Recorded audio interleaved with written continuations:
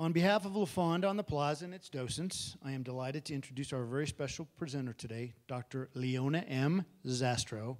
Dr. Z, as she is popularly known as, nationally and internationally recognized expert about Indian art, history, and culture, especially of the Southwest. She sees art as a teaching tool on the culture and tradition of the artist and about a specific group of American Indian people. Dr. Z owns American Indian Art Appraisals, specializing in items made by American Indian artists.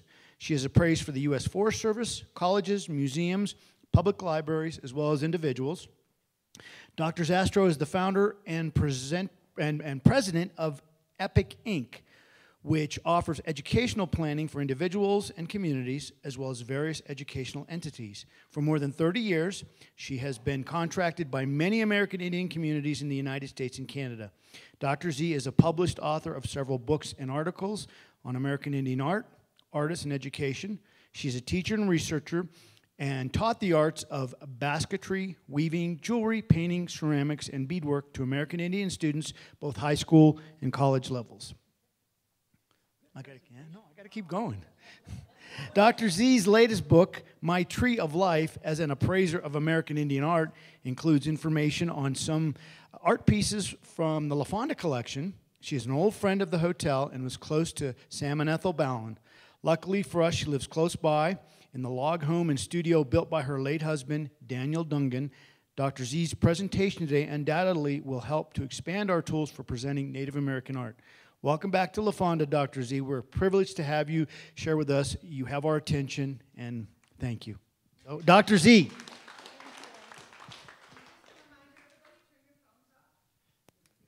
So I want to thank Ed first. Wow, I did all that, didn't I? Okay.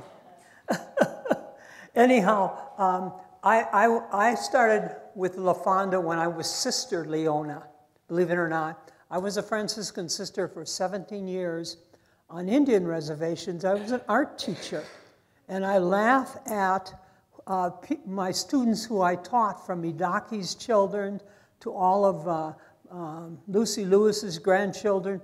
It was a boarding school. It was a good boarding school. Franciscans ran it, and it was a fun experience. It was on Gila River outside of Phoenix, and we had like 15, 20 different tribes. Well, one time when I was coming back from Manitowoc, Wisconsin, where our mother house was, I stopped at LaFonda, and Sam and Ethel had just started to negotiate to buy this and had dinner at a huge, wonderful Fred Harvey dining room, which was in here, with his fancy chairs and everything.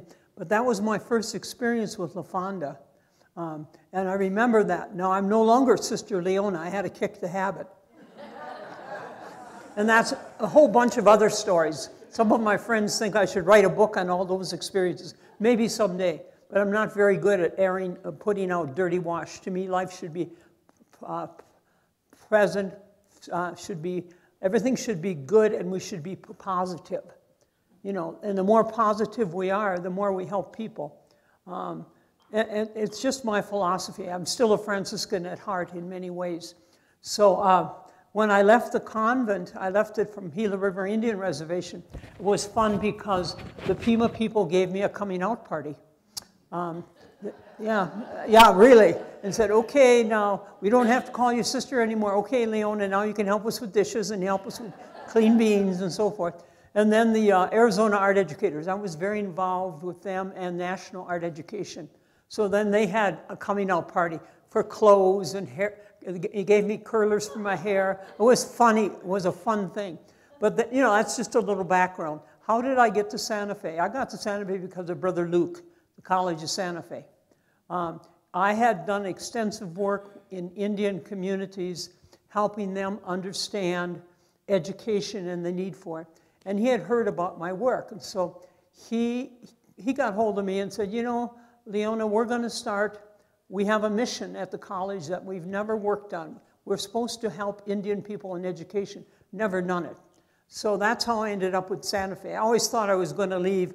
I was offered positions in other places, but I've always stayed here. I love Santa Fe. I love the people. I love the culture. I love the environment. It's one of the last places in the world of serenity, integrity, people living together and respecting each other. So that's enough introduction. I want to talk about Sam and Ethel some more. Okay, so how did I meet Sam? I was on one of the Indian market boards, Swaya's board, many years ago. I was on that board with Sally Romick, who was our executive director, Dick Howard, Bob and Marianne. We were a small board, but guess who our treasurer was? It was Sam. Sam ran the books. Did a great job. By the way, we had one Indian member at that time, and that was Angie Owens. We would meet, we'd usually meet in La Fonda, and when you saw Indian Market, it was only in the plaza, and we would put up the booths, it was a working board. We put up the booths, we would go around and do the judging, we'd do everything. But one of the key ingredients was Sam and the books. We were not bankrupt, we didn't overspend. It was a great experience. So that's how I first met Sam. And then through Sam, I was introduced to Ethel. And of course, I had Ethel's salad for lunch. And I remember Ethel's blue margaritas, the time that she invited me to her house. And now we're going to do something different, Leona. Okay, so we had the blue margaritas, and we talked art and all kinds of things. Ethel used to go with me to cultural experiences, especially Spanish culture. If she knew I was going out to El Congretas, I'm going to pronounce it wrong, forgive me. Somebody help me pronounce it right. Yes, thank you. I appreciate that. I do have that problem. The older I get, it's up here, but it doesn't come out.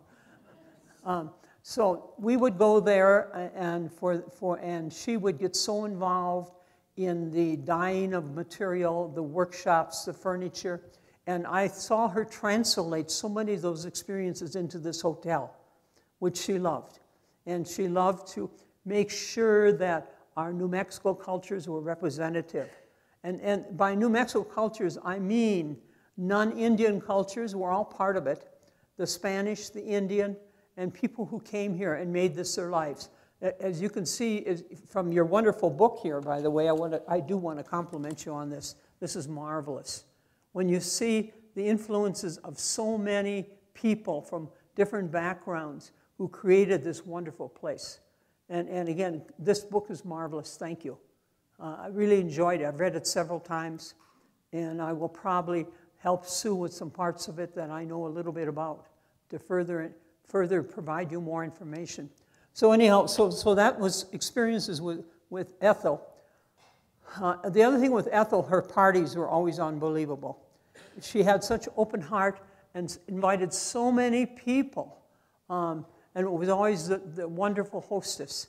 I remember the year after she died, before Sam died, where he had a breakfast opening for all of us friends so we could have Ethel's pancakes. She made special kinds of pancakes. So that whole breakfast was Ethel's pancakes. And I love these memories. Now, I'm going to talk a little more about Sam. One thing that when I was having lunch today, I remember how many times I've sat at Sam's table. And in your book, you refer to that. You don't refer to Sam's table, but he always had his own table. And around the table, he usually, this is crazy because he wanted to have a PhD and he didn't have one. So he had people who had doctorates and PhDs. He would invite us to lunch. He had scientists from Los Alamos, people like myself, and would invite us to come and just have conversation about all kinds of things. So when I had lunch today, I was thinking, remember when I sat at Sam's table? He was so interested in people and this community, and how does he mesh all of these people into La Fonda. You know, I'm giving you my own impressions of Sam and Ethel. One of the things that I would say is many people come to Santa Fe, but they never get into the sense of New Mexico, Santa Fe, the people, who are we? They bring their own cultures and their own values, which is wonderful. And then they don't like it here because we aren't like everyone else. We're different. And I love our differences. But Sam and Ethel were two people from New York to Dallas to here who embodied themselves, who became New Mexicans, who went out and studied who are these people. They hired people here, native people, non-native people. They all became part of it. The art that you all have in this book represents who Sam and Ethel are. They hired artists to help present who they are, because art tells who people are. They tell the life of people. And they aren't all Native American, they aren't all Spanish. They're a mixture of good people. So in many ways, I honor Sam and Ethel because of the way they became part of New Mexico, how they took New Mexico and made it part of this hotel. So I just have to say that. I've been praying and meditating over that, because to me, it's an honor to be here just to celebrate Sam and Ethel's life. And it's really special. And I don't know how many of you have had a chance, how many of you in your life have met them and been part of them. Well, let's have a show of hands. Wonderful. And if you want to say anything about them, please feel free. I mean, again, wonderful, special people who helped create this wonderful La Fonda. So, okay, now the other thing that's interesting when I look back, I've done a lot of looking back, so getting ready for this, is I had taught Indian reservation. I taught over 20 Indian tribes for maybe about 15 years on Gila River Indian Reservation. I had lots of problems. I was Sister Leona. You were told to do things a certain way. Well, I've never been good at that. You know, like I say, they got me out of the convent in a month when it usually takes a year. I had my walking papers. That tells you something about me, huh? Anyhow, so even teaching, I was the art teacher. I couldn't do things the way you're supposed to do things in a boarding school. I encouraged my students to talk their languages. I encouraged them to do their own artwork. I had groups of students go out to the little villages and teach art to other people. I've always been ahead of myself, so I was doing all those things.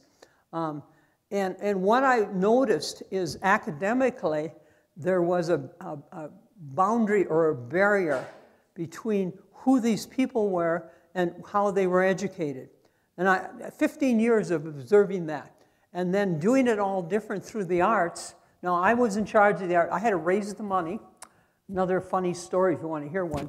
So I was Sister Leona, assigned to start this art program on Gila River Indian Reservation with Franciscan priests. And I get there, and they said, oh, by the way, we don't have any money. Well, so my father, God bless him, we were in Wisconsin. We grew up in motels, restaurants, resorts, okay, people. So I say to my dad, I say, Dad, I got this job, but there's no money. He said, well, come on back for a couple of days and we'll do the rounds of the taverns and pass the hat. Yeah, and I was in full garb. So here's this Sister Leona talking about Indians and art in Wisconsin, going around from, and he was vice president of Wisconsin Tavern Leagues. We've always been involved people. So that's how my art department started. And then the other tremendous people who helped me over the years was the Heard Museum. Most of those people are already gone, but they were like my partners in Indian art. Anyhow, so I saw a very young, I was in my 20s when I was doing all this, the dichotomy between academics and arts and how Indian people are educated. And it bothered me. Okay, it doesn't make sense. So here I have a 4-year-old who can saddle a horse, knows how to do it, can do the whole thing, and yet he comes to the kindergarten and he can't do anything. And he's educated like he's dumb. There's something wrong with this whole picture.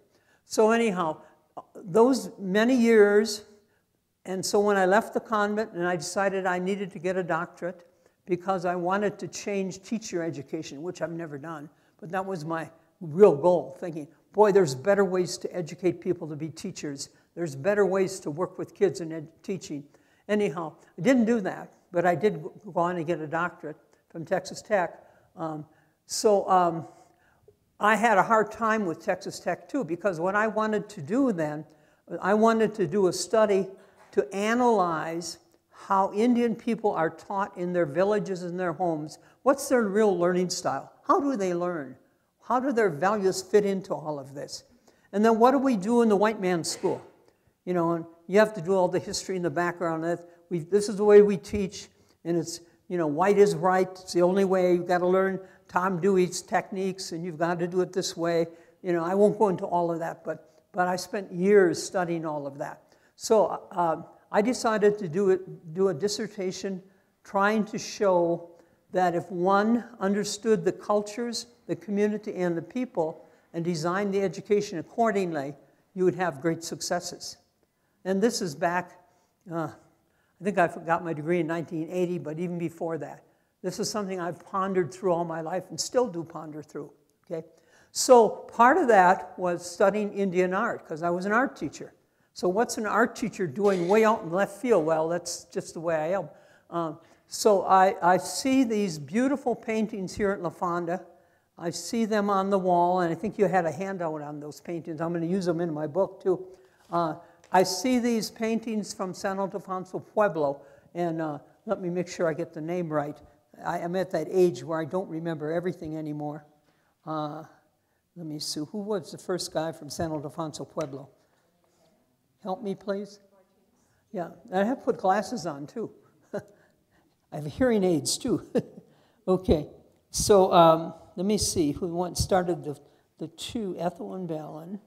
Okay. I was going to give myself cards, and I forgot to do it. Okay. Here it is, Crescendo Martinez. Crescendo Martinez, we got it.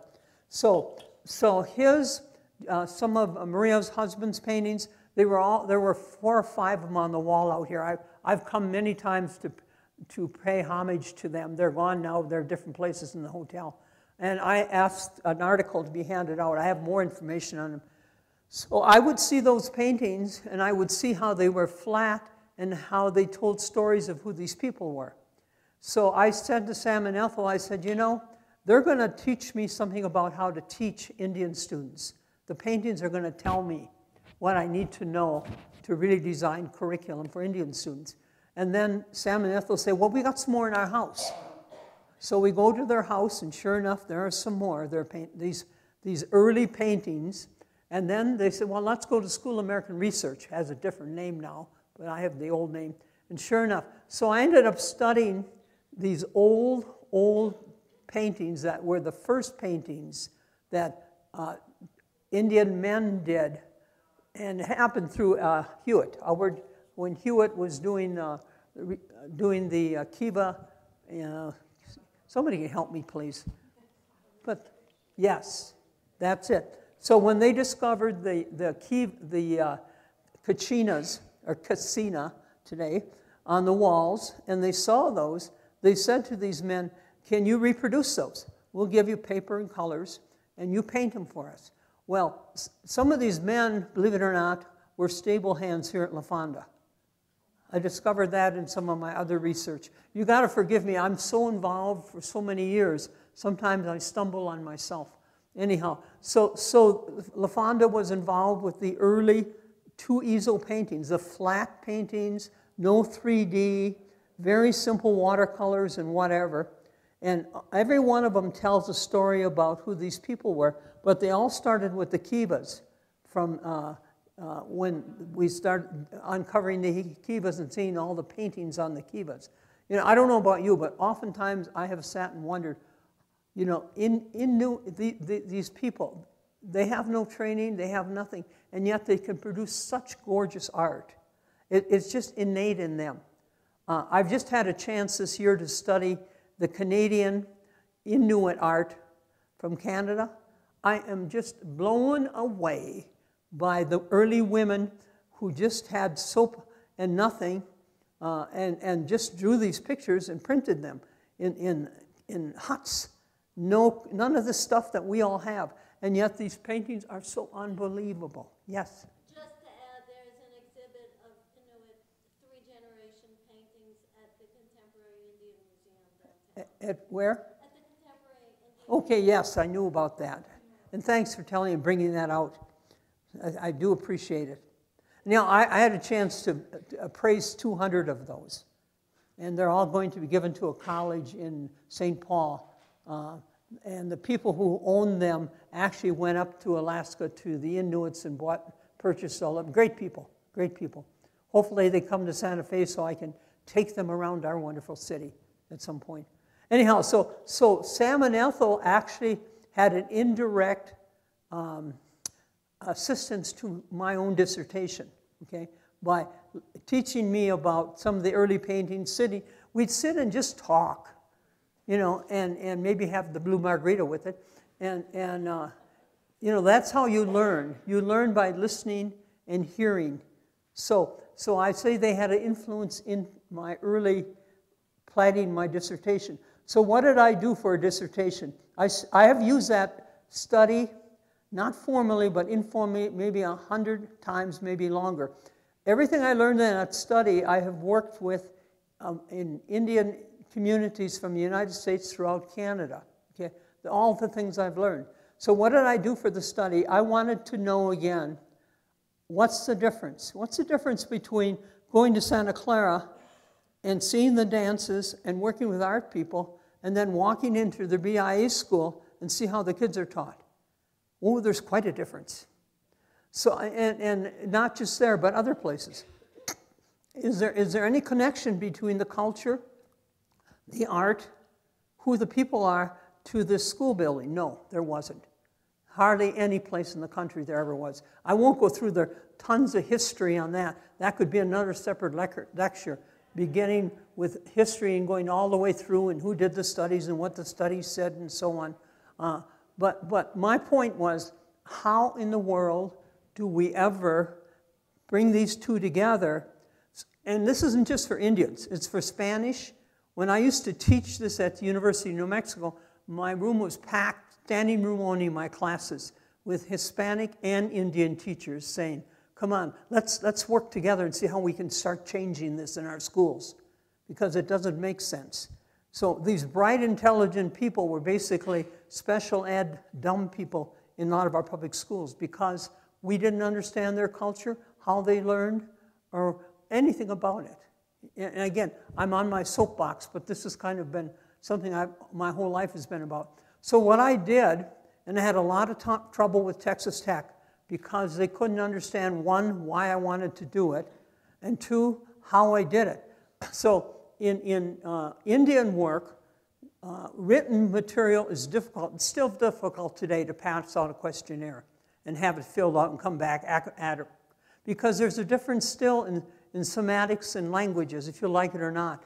I have an Indian woman who works for me in appraising, and she is a Pawnee, but I don't want to criticize her too much because she writes things in the wrong format. The adjectives, the verbs, the predicates, they're out of order. It's just like the Spanish speakers do the same. So it's the linguistic pattern, I think, goes on for generations. My assistant has a college degree, too. And yet we talk about it, and I say, do you realize? He says, oh, my God, you're right. You know, and when I did my dissertation, I had to have it done in Texas, because every time I had it typed here, they changed the verbiage around. They changed the predicates around. And again, you don't want to get upset because it's part of the linguistic pattern. So be it. Anyhow, so one of the things I did is I did controlled oral interviews with groups for my dissertation. I didn't do a written document because I knew I wouldn't get anything. So I had a professional Indian group, which was Lloyd Kiva. I still have Lloyd's tapes. David Warren, Jim McGrath. I could go on and name. They're all buddies, you know. And I keep saying, well, I still have work to do because many of them have passed. They all did tapes for me, and it was all controlled, same questions. Each group got the same questions. And it all had to do with art, culture, education, trying to find how we cross over. Okay, so then I had the people from the Pueblo. The governor appointed, at Santa Clara Pueblo, he appointed a committee that had to oversee everything I did, which I loved. So I had the professional Indians, I had the committee of traditional Indians, and then I had regular classroom teachers, all following the same same questionnaire, or it's all orally done because, again, forget the writing part. So what did I learn? I learned a lot. I learned that what I suspected, there was a major difference between the way we educate in the regular classrooms versus how people educate in their homes and their communities. And how do you bring these two together? Well, Lloyd, Kiva, and I, dear friends forever, it's through the arts. It's the arts. And I always get upset, but this is my own, when we don't fund the arts. We take the arts out of school. We don't fund them. And so kids have to find negative ways to get their outlets. I used to serve on the John F. Kennedy board for arts education all over the country. And because, again, a great believer that you've got to understand and use the arts as a vehicle. So what did I learn? And I'm wobbling way out of here. But I learned, again, about if you're going to work with the people, you want to understand who they are. You don't want to make them little white men, which is something we've done. And I don't want to insult anybody by saying that, please. But you have, if you're going to work with, if I'm going to work with the Winnebagos in Nebraska, which I still do, I tell them I'm too old, I'm grandma already, and they said, no, no. So I'm still working with Winnebagos in Nebraska. I had to study their culture, who they are, where they came from. I could do a mini lecture on that before I ever started working in their education system, before I created their college, before I set up their Head Start program, so that it works with who they are as a people, okay? Because they're going to educate their own children. Actually, if you think back to all our lives, we were better educated when we had these small country schools educated by our own people. We learned better, we did better because we felt secure. You know, you think back over that.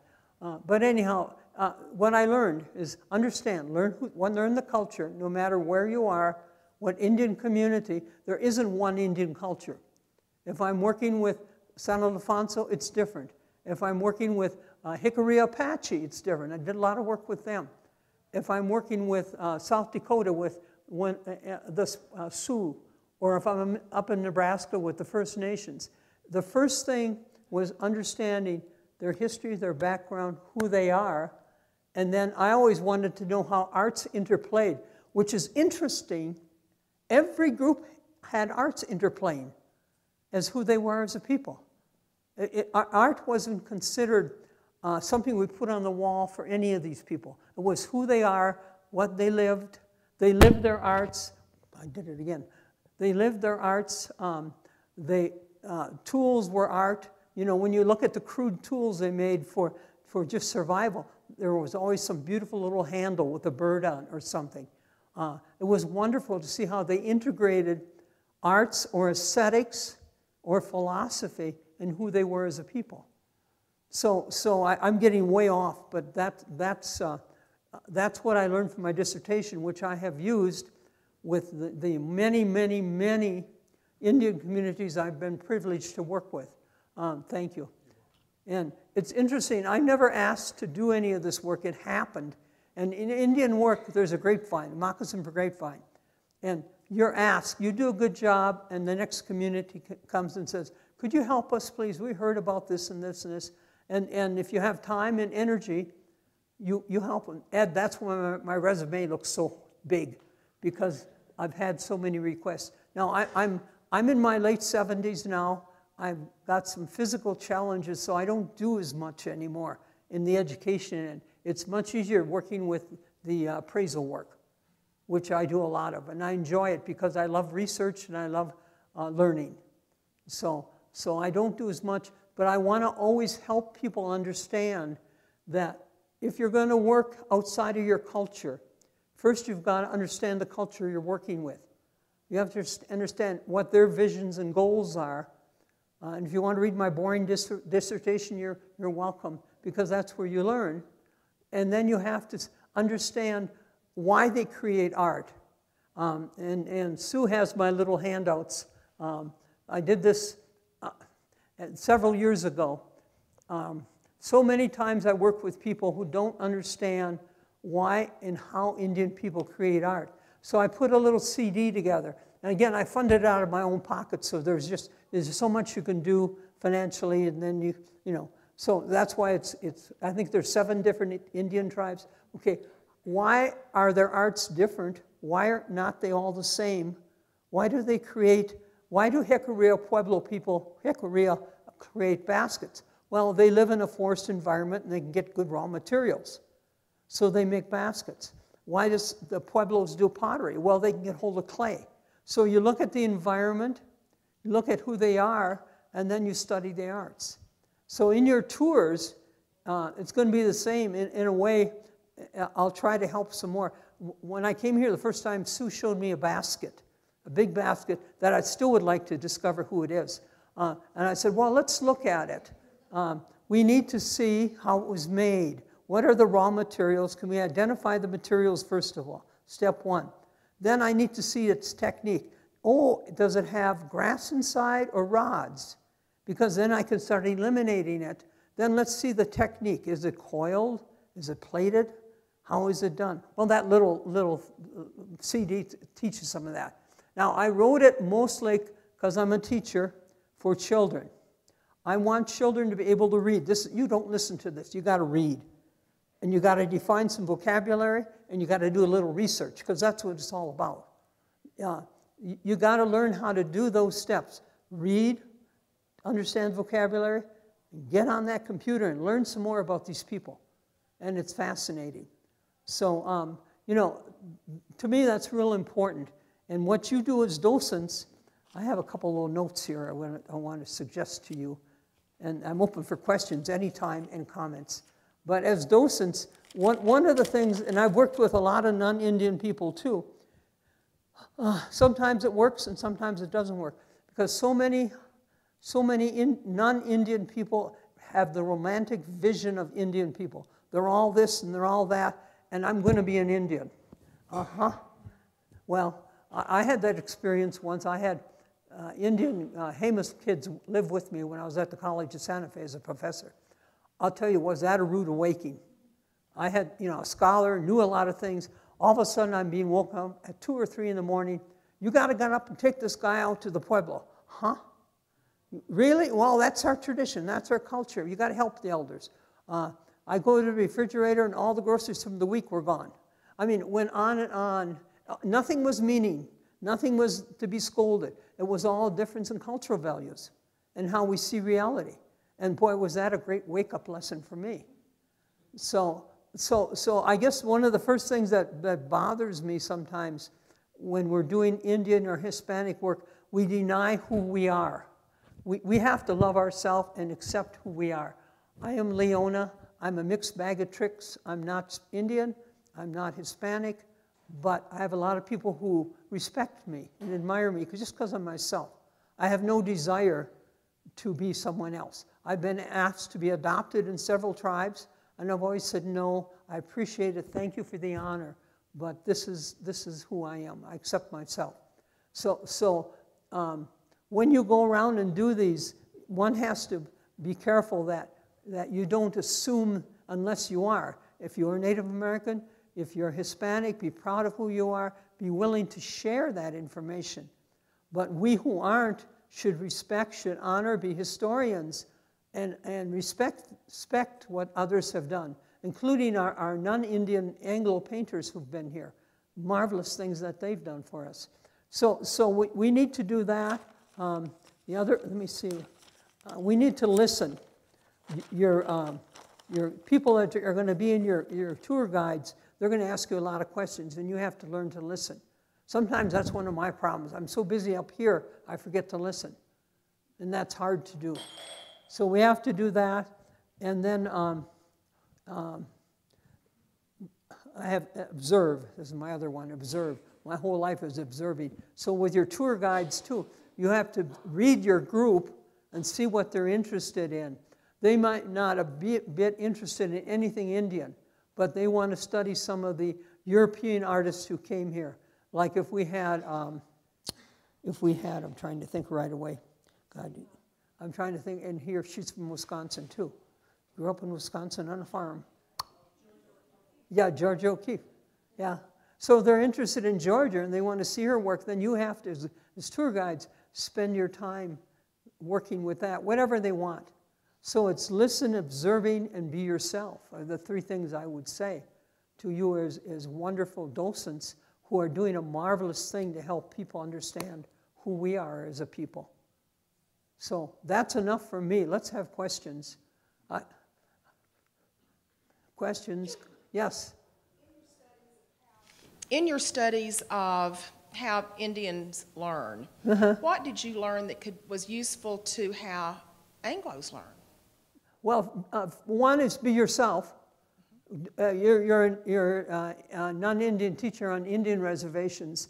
I often have seen this in many BIA schools and government and public schools, is they want this, they become romantic about Indians, so they want to be an Indian, okay? And they don't want to just be themselves. So that's important. Wherever you are, be yourself. And then two, learn from your students. Probably my greatest teachers have been my students. I still have, I had a student a couple weeks ago from Zuni Pueblo. I taught him in high school. Call me up. And I remember learning so many things from him. One thing he said to me, we were out walking in the wilderness, and he looked at me and he says, boy, I'm going to tell you something's wrong with you, Sister Leona. I said, okay, Leander, what's wrong with me? He said, you know that thing on your arm, that's your God. You make sure that that's always, you're doing whatever, you got to quit this and that because of the time. Anyhow, so you hear things from your students, right or wrong, you have to think it through. It doesn't mean they're right, but you got to listen to them. So as a teacher, if you're a non-Indian teaching Indian students, you really need to listen to them. But I also suggest that you also take some time to read about who they are as a people. Today, it's wonderful what we have. We never used to have, when I started, we didn't have Indian authors. Now we got all kinds of Indian authors. Like one of my favorite is Joe Sando from Jemez. He writes such a clear, wonderful way. Al Ortiz from San Juan, you can read his, but it's a little difficult because he gets in the mystic part of it. But there are so many good authors today, Indian people who write about themselves. And IAIA is doing a great job now with helping Indian people become authors. They're helping them write their own movie scripts, produce movies. They work with ABC and with Disney. And so I would say in the next several years, we're going to see a whole difference about Indian people and values from their own perspective. So as a teacher, I'm not really answering your question. You've got to be yourself, and then you have to be willing to listen, and then you also have to do your homework. It depends on where you are. If I'm on Apache country and I'm with Mescalero, then I'm going to study about Mescaleros so that I can understand my students. But then I always doubted what I read, so then I'd go back to students or elders and say, I read this, is this for real? I remember a gentleman at Santa Clara, we were doing a big project with Semirel in St. Louis, and I always bring Indian people with me. I don't know how many times I've had either students go and do national workshops or whatever, and so I took this gentleman with me, and the professors at St. Louis were saying this and this all about Indians, and he just looked at me and said, boy, are they full of it, Leona. None of this is true. Somebody wrote this about us, but this is not who we are. So I don't know if I'm even answering your question. It's difficult to answer, but I don't know what else to say about wandering. What I really wanted to know, Dr. Z, is in your study, of the way Indian children learn in the home, did you pick up on things that could improve the way Anglo children learn? Of course. Such as? Okay, I really, again, I often say in my old age, if somebody gave me $1 million and let me redo education over, I still dream about changing education. Isn't that something? In my late 70s. We teach children wrong. We don't understand how they learn. And if we don't understand how they learn, we put them all in this little box, and everybody's got to learn the same way. So you get great teachers coming out of our universities, energy, different ways of teaching and doing things. Then they go to a system, and that system says, no, you can't do it that way. All of a sudden, we've all got to get back in the little boxes. So we lose good teachers and we lose good teaching. I'm a great believer in self-discovery. So one of the things that I always encourage in my teaching is, here's a problem, kids, you solve it. I'll help you, I'll guide you, we'll find the books together. It's almost, I was lucky, my first degree is biology and math. My biology professor, we always did the field work, we always did the studies, we always did the discovery. Then we went to the books and further understood. And it was a great way to learn. It fit my learning style. I've never been the kind of person that read the books and memorize and pass a test. That's one of the things that's wrong with all of our schools. And I kind of understand what the teachers' problems here with the test, where you've got to memorize all this to pass the test. Where in the business world we don't do it that way either. We're project directed. So I would love to see our schools change. Like I said, I would start with the superintendents. I would put them through intensive training about how we all learn today. And there's plenty of research on how to learn, learning styles. There's plenty of great books and different learning styles. I would first work with superintendents. Then I'd work with principals. And then, so in other words, the bosses would understand there's a different way to do education. There's a different way to teach. There's a different way to understand children. And then the teachers that we're sending out would be joyful teachers, instead of our best teachers quitting. You know, again, I'm giving you my analysis. This could be all wrong. But I really get upset at the way some of our schools are operated. And I feel sorry for parents who have to pay so much money to send them to private schools so that their children's needs are taken care of. I don't know if that answered or not, but I'm a dreamer, still a dreamer. Thank you. You're welcome. Yes, we got some more questions here. Well, we have been thinking that the Indian art that we see, and I think the ones that you have there, were the product of the Indian school here, where they were taught to do this sort of flat, Dorothy Dunn's work? Yeah. Yeah, which is another phase after the stable artist. Oh, well, I was wondering if, from what I'm hearing from your talking, is if that's also sort of the way they would have done in their kivas themselves before the white people came. And, well, now, Dorothy Dunn was a janitor. Yeah. She came from the East. We had so many great women coming to this area, and there are probably some in this room, who came here and contributed and made changes.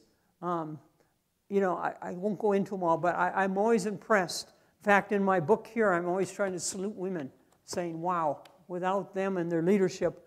So Dorothy Dunn was one. She actually came from the East, got into the Indian school by being a janitor, which is interesting to know, and then eventually started teaching art. And so she started to teach art from the flat to round shapes. And she took that group from the Pueblos, which included Pablito Velarde, I should remember some of the other names, and taught them the university skills that we all learn in art. You go to design and painting, you do it a certain way. Well, she started teaching that in the 1930s. And so my buddy Jerry Brody, his whole book explores that. And I meant to bring Jerry's book to another great guy who's done some very good research. So that whole style, but she encouraged them to paint who they were as a people. So if you look at Pablito's grinding corn, if you look at different things that she did in her paintings, and I'm not remembering some of the guys well, Ellen Hauser was part of that, and he did the Apache thing. If I think hard enough, I think I'll think of some more. But they started, you know, and that was her goal. Now, then you had the Civilized Five in Oklahoma. I'm trying to remember the guy who started all that at the University of Oklahoma. But he was doing the same thing.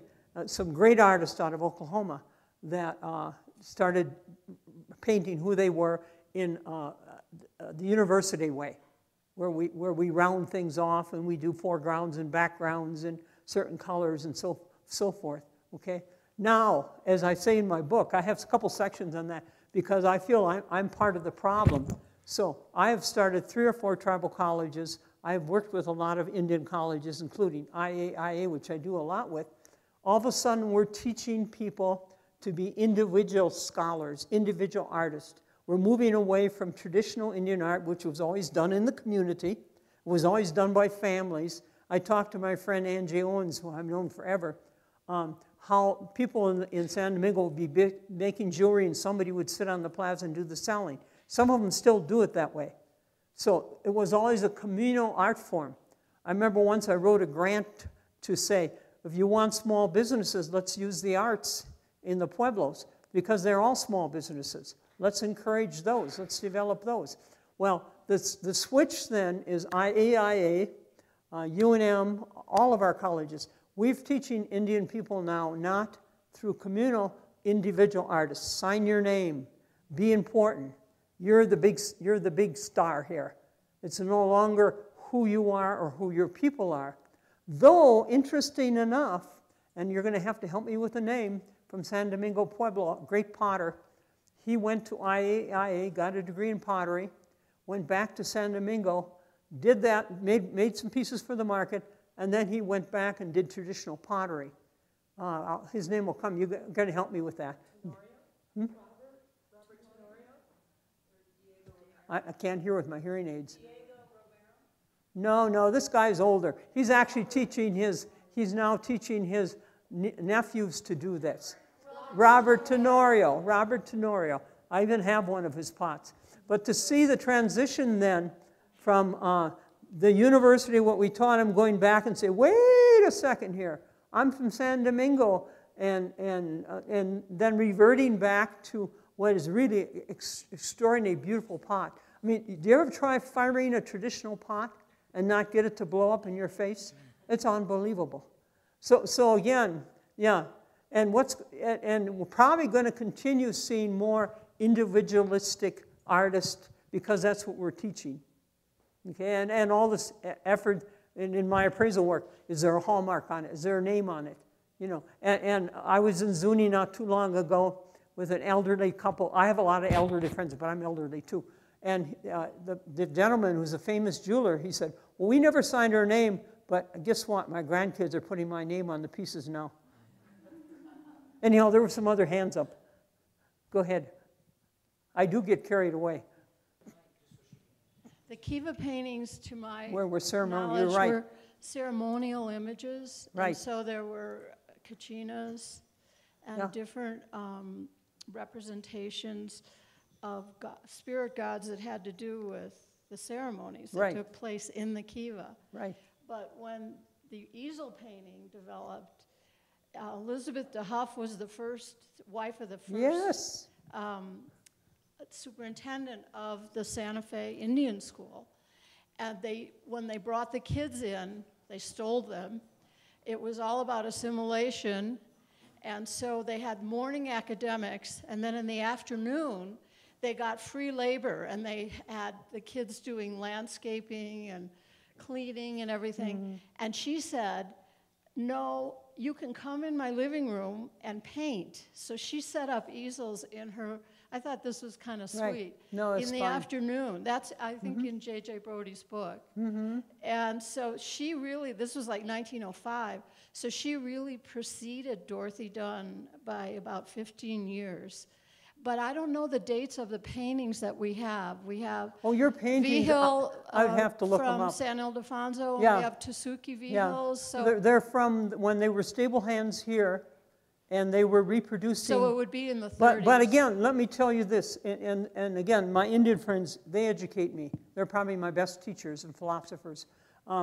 They tell me that sometimes what they do is they make slight changes so they're not going to offend the traditions, the religions, and the spirits. I know the Kiva, the Kachinas,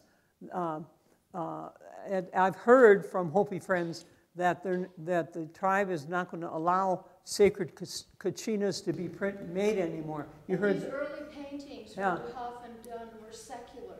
Yeah. They just they served to the kids were lonesome, and so it served to remind them of the particulars of their life. Right. So the Pueblo painting is secular, very different than what was put up on the Kiva wall. You know, and we who are non-Indian, we have this tendency to be like logic, step by step, and they're not. They think more in a circle, and they're more, how can I say it? It's just different. So that's part of our problem in education, is we go step 1, 2, 3, 4. When I first learned Puma basketry, the lady said, no, Sister Leona, you're doing that all wrong. That's not how we do it. And so immediately started showing me it was all backwards, according to my thinking. But it really made sense, and their kids could do it. And I learned that in Navajo Weaving, too. I kept on learning, oh my God, and if we did this in education, they would succeed royally. But and what you're saying about the painting is right on. Except that, again, I've been told by many that they change things for us out in the real world that is not part of their religious Kiva ceremonies or who they are as a people. And it isn't just the Hopis and the Navajos who do it. Other groups do that too. Yeah, so very good, thank you.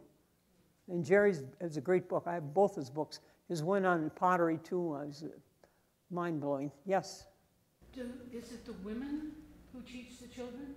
Often, but it's all changed. And again, traditionally, every different Indian tribe had different roles for men and women.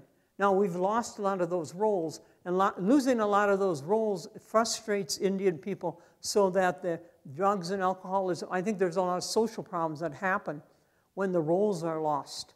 So if matriarch societies were in charge, they all had their duties and their responsibilities. Now, I know it's in my dissertation, I don't remember it all, but L. Ortiz's book, Sando, and there's one other author in that period, that if you read those books, help me? David Warren writes. Okay, no, these are Indian men, and I wish I could remember the third. It'll come. But if you read those books, you're going to really understand the roles and responsibilities that they had in their traditional cultures. Now, some of the tribes are trying to move back into those traditional roles. For some of the women, it's not so good. And I've had this, I don't know, you probably have had some of the same experiences. You go to a feast day, okay? The lady of the house has a PhD, okay? And yet, she's got to cook the meal, do the dishes, serve the men, because it's the way it is traditionally today. And Tsuki, I just saw that recently again. And then when the ceremony's over, then the men will get up and we'll all do dishes together and we'll all do it the non-Indian way. But when it's part of the ceremonial part, their roles are still kept as they were traditionally.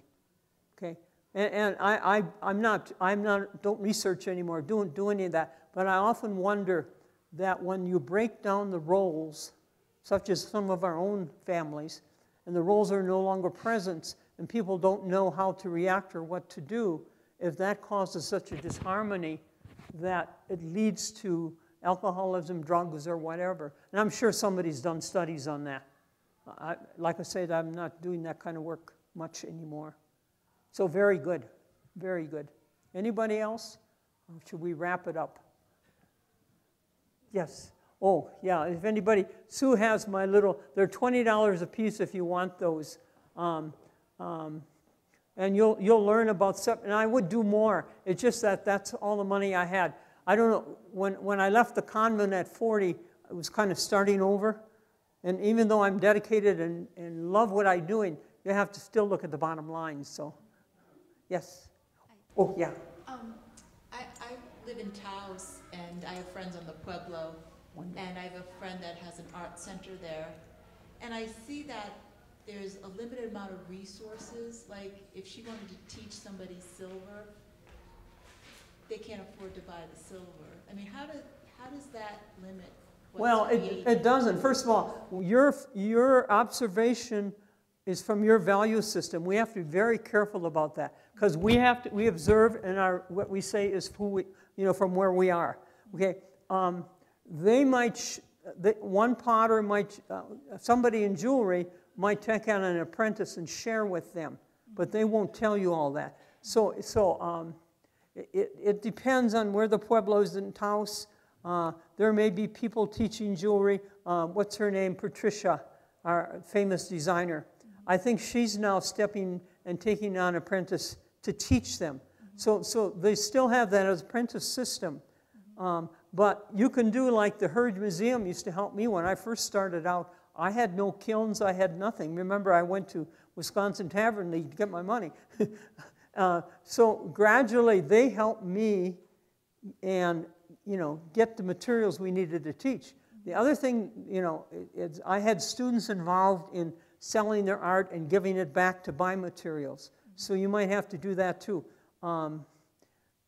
There are a lot of people. I just collected all kinds of crayons and canvases for Nambe Pueblo because they're going to start a community art program. So maybe that's something you'll want to do. But you might go to a jeweler who's there, and that jeweler would take on an apprentice. But how they view materials is different than us, so one has to walk gently again. Because there is a problem, and it's not a problem, it's a wonderful thing.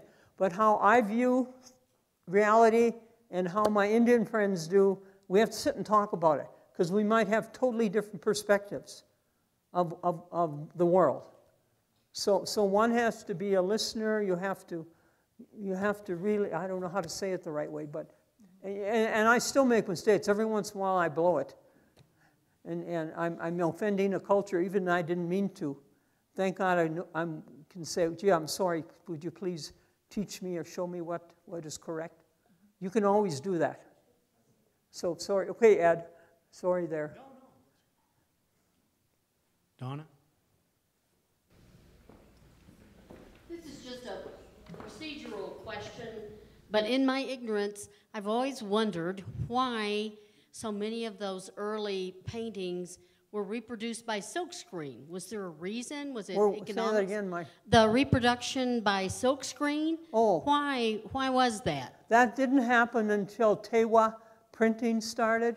They didn't do silkscreening. But then people like myself, I was an art teacher in the 60s and 70s. I taught silkscreening to Indian students. I taught them how to take an image on silkscreen. One of our people who helped us learn was Lloyd Kiva. We'd go to Kiva's studio in Scottsdale. He'd teach my students how to do fabrics.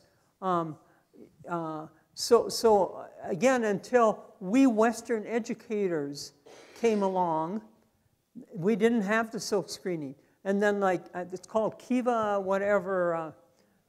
Joanne started all that with Begay, and just masses of prints. Of printing. But then again, I just discovered the Canadian women, how they did on soapstones and put paper on it and drew prints. And they did a series of prints. I mean, I just learned that this year. That was wonderful. Does that help at all? Yes. Okay. Okay, Ed? I think we got Anything else?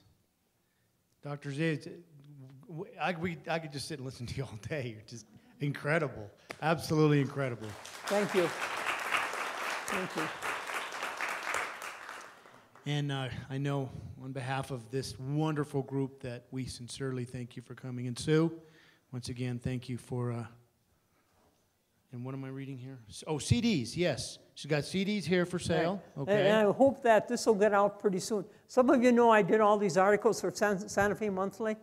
Well, this is this plus many more. There's 20 American Indian artists in here that I've appraised their work, and it goes from pottery to jewelry to weaving to whatever. So you're going to learn a lot about how an appraisal does it. It's from the eyes of an appraiser entirely. But I have 20 artist friends who gave permission to have their work in here, even though I did, it's the way it is today. You have to get their permission. So I'm sorry it's not out yet, but we'll let you know when it is. All right. Dr. Z, thank you so much. You're welcome. For being here.